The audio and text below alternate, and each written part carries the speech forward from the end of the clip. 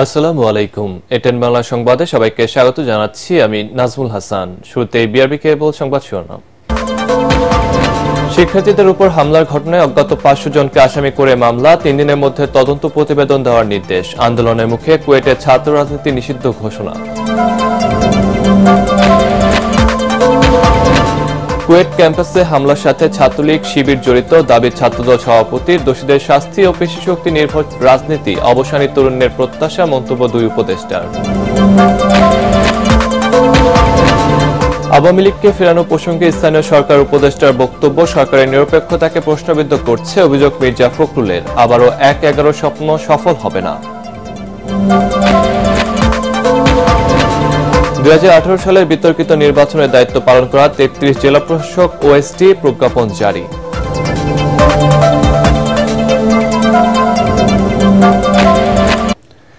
শুনছিলেন বিআরবি কেবল সংবাদ শিরোনাম, এবার বিস্তারিত। কুয়েটে শিক্ষার্থীদের উপর হামলার ঘটনায় অজ্ঞাত 400 থেকে 500 জনকে আসামি করে খান জাহান আলী থানায় রাতে মামলা করেছে বিশ্ববিদ্যালয় কর্তৃপক্ষ। এদিকে আন্দোলনের মুখে ক্যাম্পাসে সব ধরনের রাজনীতি পুরোপুরি নিষিদ্ধ করেছে খুলনা প্রকৌশল ও প্রযুক্তি বিশ্ববিদ্যালয় কর্তৃপক্ষ। এর আগে উপাচার্যের পদত্যাগ সহ 6 দফা দাবি পূরণ না হওয়ায় কুয়েট ক্যাম্পাসে তালা ঝুলিয়ে দেয় সাধারণ শিক্ষার্থীরা। খুলনা প্রতিনিধি SM হাবিবের পাঠানো তথ্য ও ছবি নিয়ে আরো জানাচ্ছেন রাসনা দাস। খুলনা প্রকৌশল ও প্রযুক্তি বিশ্ববিদ্যালয় কুয়েটে মঙ্গলবার সংঘর্ষের পর থেকে নতুন করে আলোচনায় ক্যাম্পাসে ছাত্র রাজনীতি নিষিদ্ধর বিষয়টি। এর জের ধরে বুধবার দিনভর উত্তপ্ত ছিল কুয়েট ক্যাম্পাস।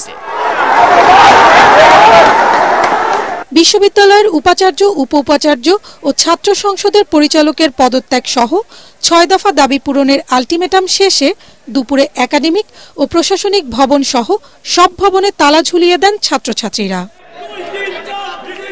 এ সময় একাডেমিক ভবনের সামনে বিক্ষোভ করেন তারা। নতুন ভিসি নিয়োগ না হওয়া পর্যন্ত ক্লাসে না ফেরার ঘোষণা দিয়েছেন শিক্ষার্থীরা। আমরা হল ছেড়ে যাচ্ছি না এই শর্তে, কারণ আমরা চাই কালকে ভিসি স্যার নিয়োগ হয়ে যায়, আমরা পরের দিন থেকে ক্লাস করব। পরে জরুরি সিন্ডিকেট সভায় কুয়েটের একাডেমিক কার্যক্রম 28 ফেব্রুয়ারি পর্যন্ত স্থগিত করে বিশ্ববিদ্যালয় কর্তৃপক্ষ। পরে কুয়েটে ছাত্র রাজনীতি বন্ধ করে প্রকৃত দোষীদের খুঁজে বের করতে 4 সদস্যের তদন্ত কমিটি গঠন সহ 5টি সিদ্ধান্ত নিয়েছে বিশ্ববিদ্যালয় কর্তৃপক্ষ। 4টি দাবি পুরোপুরিভাবেই মেনে নেওয়া হয়েছে। 3 কার্যদিবসের মধ্যে একটা তদন্ত কমিটি করা হয়েছে। এই তদন্ত কমিটি তাদেরকে রিপোর্ট দেবে। এর আগে মঙ্গলবার সংঘর্ষের ঘটনার সুষ্ঠু তদন্তের মাধ্যমে অপরাধীদের বিচারের আওতায় আনার আশ্বাস দেন শিক্ষক ও বিশ্ববিদ্যালয় কর্তৃপক্ষ। অন্যদিকে খুলনা প্রেস ক্লাবে সংবাদ সম্মেলনে কুয়েট শাখা ছাত্রদলের নেতারা অভিযোগ করেন, মঙ্গলবার বৈষম্য বিরোধী ছাত্র আন্দোলনের ব্যানারের মিছিল থেকে ছাত্রদলের উপর হামলা করলে স্থানীয়রা তাদের সাথে সংঘর্ষে জড়িয়ে পড়ে। নিষিদ্ধ সংগঠন ছাত্রলীগ ও ছাত্র শিবির সাধারণ শিক্ষার্থী সেজে কুয়েটের ক্যাম্পাসে ঢুকে দখলদারিত্ব করার চেষ্টা করছে বলেও অভিযোগ করেন তারা। গতকালকের এই অনাকাঙ্ক্ষিত ঘটনার সূত্রপাত বৈষম্য বিরোধী ছাত্র আন্দোলনের ব্যানারে একটি মিছিল থেকে রাহুল জাবেদ 2021-22 সেশন, ইফাজ ও ইউসুফ নামক 3 জন ছাত্রদল সমর্থকের উপর অতর্কিত হামলার মধ্য দিয়েই শুরু হয়। ভুক্তভোগীদের বয়ান অনুযায়ী তাদেরকে ধাওয়া দিয়ে ও মারধর করে কুয়েট গেটের বাইরে নিয়ে যাওয়া হয় এবং গেটের কাছে একটি দোকানে আশ্রয় নিলে সেই দোকানদারকেও হেনস্থা করা হয়। যার জবাবে সেই দোকান মালিকের পরিচিত কিছু স্থানীয় লোকজন সশস্ত্র হামলা চালায় সেই মিছিলকারীদের উপর। দফায় দফায় ধাওয়া পাল্টা ধাওয়া চলে, কুয়েটের গেট হয়ে ওঠে এক রণক্ষেত্র। নতুন করে অপ্রীতিকর কোনো ঘটনা এড়াতে ক্যাম্পাসে আইন শৃঙ্খলা বাহিনীর বিপুল সংখ্যক সদস্য মোতায়েন করা হয়েছে। রাসনা দাস, এটিএন বাংলা। নিষিদ্ধ ঘোষিত ছাত্র সংগঠন ছাত্রলীগ ও ছাত্র শিবির কুয়েটের ছাত্রদলের নেতাকর্মীদের উপর হামলা করেছে বলে অভিযোগ করেছে জাতীয়তাবাদী ছাত্রদল। ঢাকা বিশ্ববিদ্যালয়ের টিএসসিতে এক ব্রিফিংয়ে সংগঠনটির সভাপতি রাকিবুল ইসলাম রাকিব এই অভিযোগ করেন। এদিকে যুব ও ক্রীড়া উপদেষ্টা আসিফ মাহমুদ সজীব ভুইয়া বলেন, যারা বিশৃঙ্খলা করছে তাদের শাস্তির আওতায় আনা হবে। অপর এক অনুষ্ঠানে তথ্য উপদেষ্টা নাহিদ ইসলাম বলেন, ক্যাম্পাসে পেশিশক্তি নির্ভর ছাত্র রাজনীতি, অবসানী তরুণের প্রত্যাশা। আরো জানাচ্ছেন ইয়াসিন রানা। খুলনায় কুয়েট ক্যাম্পাসে সাধারণ ছাত্রদের ওপর হামলার ঘটনা নিয়ে রাজধানীর টিএসসিতে সংবাদ সম্মেলন করে জাতীয়তাবাদী ছাত্রদল। সংগঠনের সভাপতি রাকিবুল ইসলাম রাকিব শিবিরকে গুপ্ত রাজনীতি ছেড়ে প্রকাশ্যে আসার আহ্বান জানান। গুপ্ত এবং গোপনীয়ভাবে এভাবে অপর ছাত্র সংগঠনকে যেন ক্যাম্পাসে রাজনীতি করতে না পারে, সেই প্রচেষ্টার অংশ হিসাবে আমরা শিবিরকে দায়ী করছি। যদি বৈষম্য বিরোধী ছাত্র আন্দোলনের নামে বাংলাদেশের আর কোন শিক্ষা প্রতিষ্ঠানে এ ধরনের বিনা কারণে আমার ছাত্র দলের সমর্থক ও কর্মীদের উপর হামলার ঘটনা ঘটে, এই বৈষম্য বিরোধী ছাত্র আন্দোলনকে অবশ্যই দায় নিতে হবে। এদিকে প্রেস ইনস্টিটিউট অব বাংলাদেশ পিআইবিতে এক অনুষ্ঠানে তথ্য উপদেষ্টা নাহিদ ইসলাম বলেন, ক্যাম্পাসে পেশি শক্তি নির্ভর ছাত্র রাজনীতির অবসানই তারুণ্যের প্রত্যাশা। বিশ্ববিদ্যালয়গুলোতে আমাদের যে ধরনের ছাত্র রাজনীতি আমরা দেখে এসেছি, সেই ছাত্র রাজনীতির অবসান না ঘটুক, আমরা ইতিমধ্যে সেই ধরনের আলামত দেখতে পাচ্ছি। তবে এটা আমাদের জন্য অনাকাঙ্ক্ষিত হবে। আমরা চাই যে পক্ষেরই দোষ থাকুক না কেন, এইটা সুরাহা করে আমাদের ক্যাম্পাসগুলোতে যাতে পেশি শক্তি নির্ভর যে ছাত্র রাজনীতি, সেটার যাতে আমরা সেই সংস্কৃতির আমরা বদল ঘটাতে পারি এবং প্রকৃত অর্থে ছাত্ররা দেশের জন্য ছাত্রদের পক্ষে রাজনীতি করবে এবং নিজেদেরকে আগামী বাংলাদেশকে নেতৃত্ব দেওয়ার জন্য গড়ে তুলবে। আদমজী স্কুল অ্যান্ড কলেজের তারুণ্যের উৎসবে উপদেষ্টা আসিফ মাহমুদ সজীব ভুইয়া বলেন, যারা বিশৃঙ্খলা করছে তাদের শাস্তির আওতায় আনা হবে। ফ্যাসিবাদের সময় যে ইভিল প্র্যাকটিসগুলো ছিল, ক্যাম্পাসে ছাত্রদের উপর নিপীড়ন, নির্যাতন, গেস্ট রুম, গণরুমের মতো যেই বিষয়গুলো ছিল, ছাত্র রাজনীতির যেই নেতিবাচক দিকগুলো ছিল, সেগুলো আর কখনোই ফিরে না আসুক এবং সেটা ফিরে না আসার জন্য সকল ছাত্র সংগঠন থেকে শুরু করে রাজনৈতিক সংগঠন সকলের প্রতি আমার আহ্বান থাকবে। এ সময় আওয়ামী লীগকে নিষিদ্ধ নয়, নির্মূল করতে আইনি পদক্ষেপ নেয়ার কথা জানান উপদেষ্টা আসিফ মাহমুদ।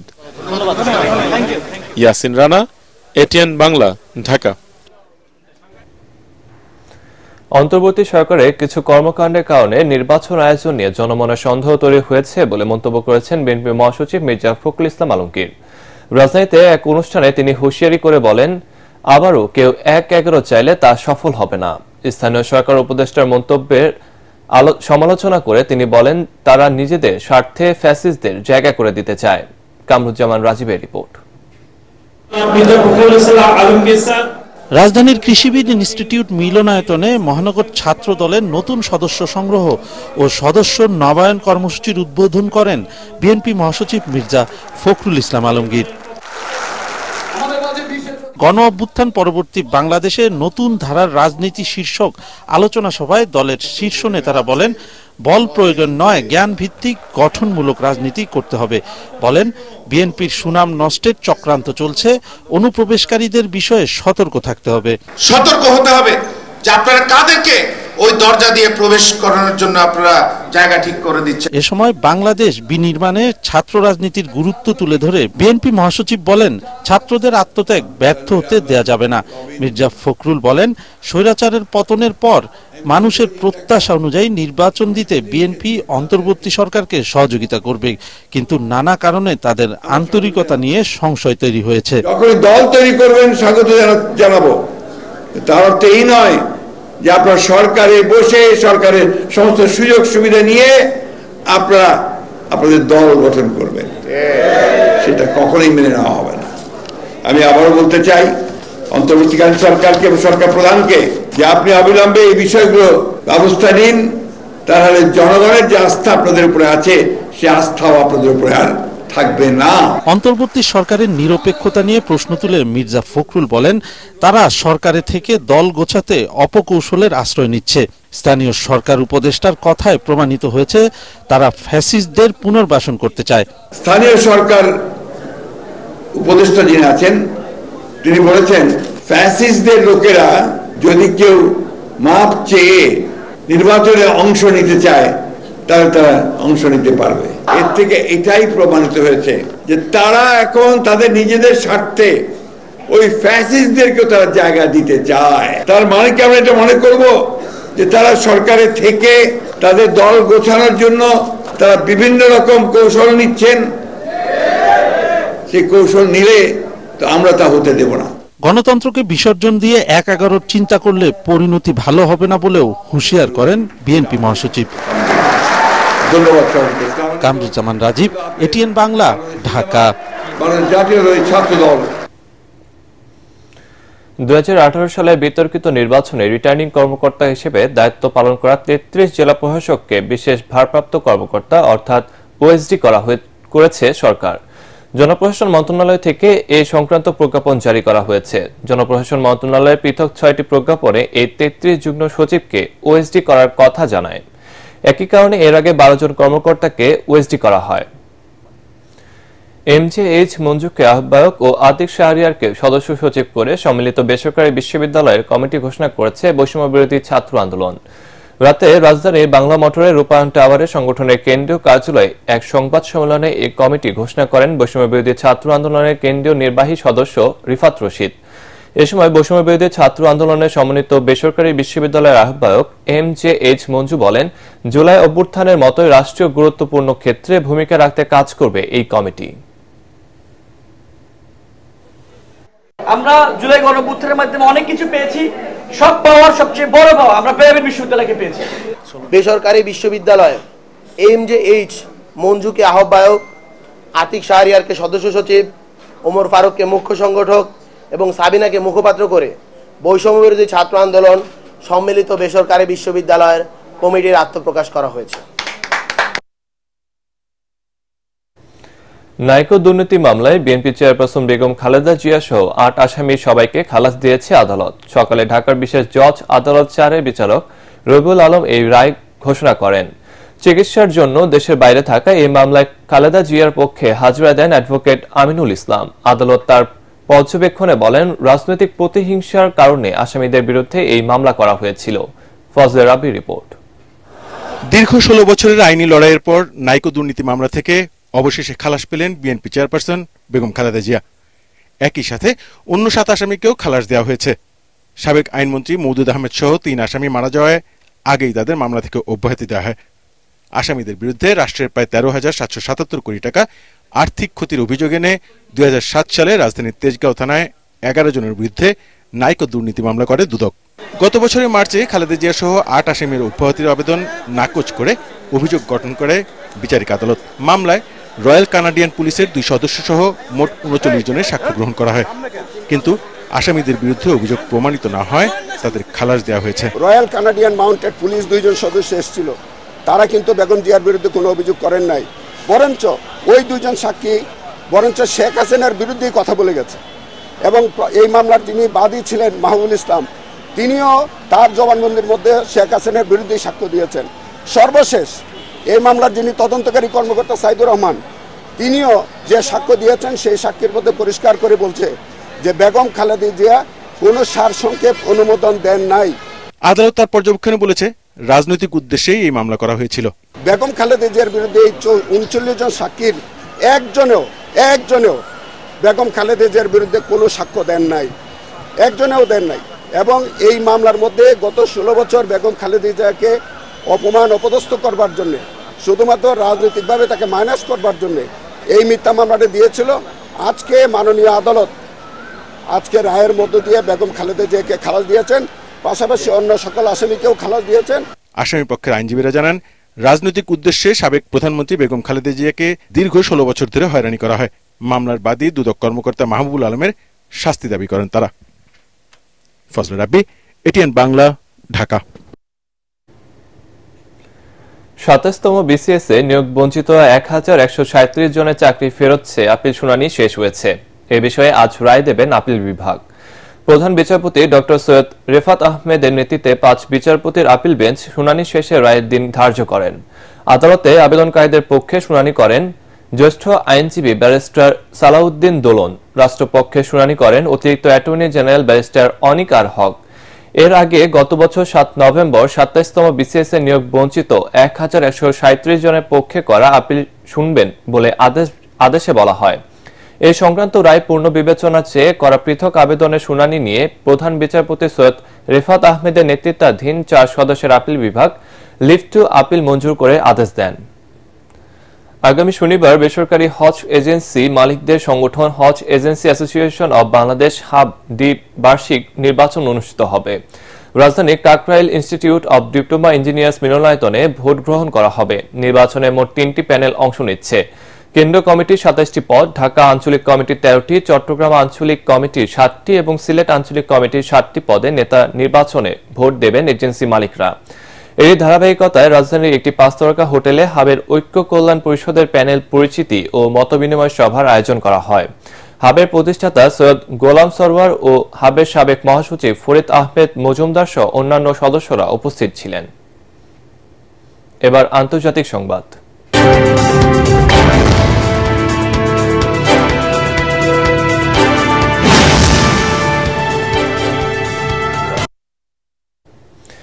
গাজা থেকে সব ইসরায়েলি সেনাদের প্রত্যাহার ও যুদ্ধ পুরোপুরি বন্ধের শর্তে সব জিম্মিকে একসাথে মুক্তির প্রস্তাব দিয়েছে ফিলিস্তিনি সশস্ত্র গোষ্ঠী হামাস। হামাসের মুখপাত্র হাজিম কাসিম এক বিবৃতিতে এ কথা জানিয়েছেন। অন্যদিকে হামাসকে অস্ত্র ফেলে দিয়ে গাজা থেকে সব কার্যক্রমকে গুটিয়ে ফেলার শর্ত দিয়েছে ইসরায়েল। তবে এই প্রস্তাব প্রত্যাখ্যান করেছে হামাস। বৃহস্পতিবার 4 জিম্মির মরদেহ ফেরত দেবে হামাস।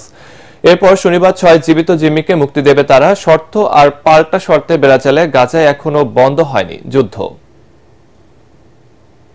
এবার পার্টেক্স খেলার খবর।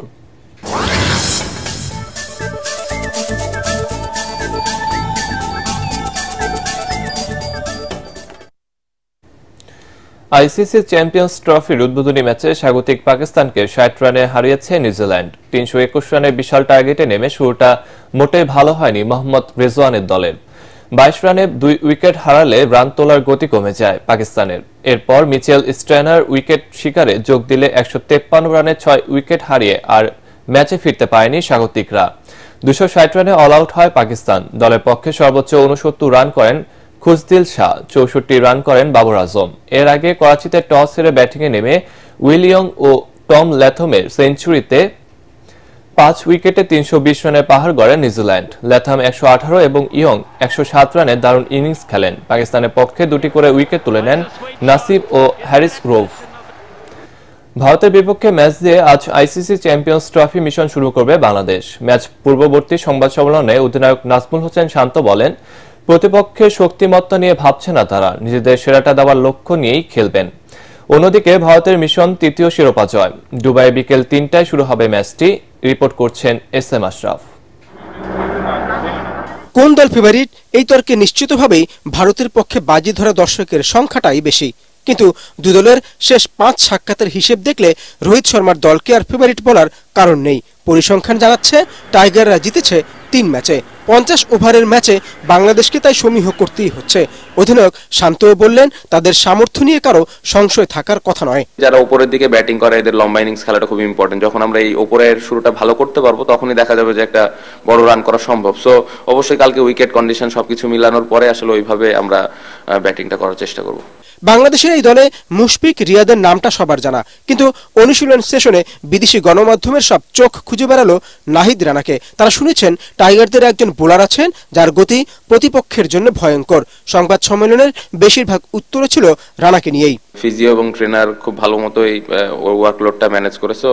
ও যদি কালকে খেলার সুযোগ হয় অবশ্যই আমার মনে হয় ফ্রেশই থাকবে এবং মোটামুটি ভালোভাবে ও খেলার জন্য প্রস্তুত আছে। দুই দলের 41 সাক্ষাতে এ পর্যন্ত ভারত জিতেছে 32টিতে, টাইগারদের জয় 8 ম্যাচে। রোহিত শর্মাদের লক্ষ্য তৃতীয়বারের মতো শিরোপা ঘরে তোলা। সংবাদ সম্মেলনে সাকিব আল হাসানকে মিস করবেন না জানিয়ে শান্ত বলেন, তিনি চান রিয়াদ আর মুশফিক যেন তাদের সেরাটা দেয়। SM Ashraf, ATN Bangla. দর্শক, শেষ করার আগে BRB কেবল সংবাদ শিরোনাম আরেকবার। শিক্ষার্থীদের উপর হামলার ঘটনায় অজ্ঞাত 500 জনকে আসামি করে মামলা। 3 দিনের মধ্যে তদন্ত প্রতিবেদন দেওয়ার নির্দেশ। আন্দোলনের মুখে কুয়েটের ছাত্র রাজনীতি নিষিদ্ধ ঘোষণা। কুয়েট ক্যাম্পাসে হামলার সাথে ছাত্রলীগ শিবির জড়িত, দাবি ছাত্রদল সভাপতি। দোষীদের শাস্তি ও পেশিশক্তি নির্ভর রাজনীতি অবসানে তরুণের প্রত্যাশা, মন্তব্য 2 উপদেষ্টার। আওয়ামী লীগকে ফেরানো প্রসঙ্গে স্থানীয় সরকার উপদেষ্টার বক্তব্য সরকারের নিরপেক্ষতাকে প্রশ্নবিদ্ধ করছে, অভিযোগ মির্জা ফখরুলের। আবারও 1-11 স্বপ্ন সফল হবে না। 2018 সালে বিতর্কিত নির্বাচনের দায়িত্ব পালন করা 33 জেলা প্রশাসক ওএসডি প্রজ্ঞাপন জারি।